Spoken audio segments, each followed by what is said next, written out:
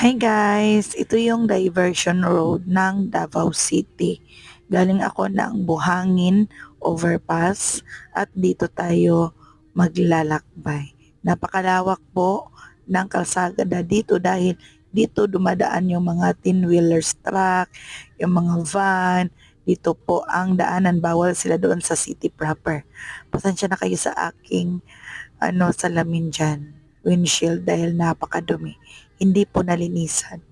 At nandito tayo sa My Green Heights subdivision sa bandang kaliwa. Ayan. Traffic din dito mga langga kapag rush hour at lumalabas yung ating mga malalaking mga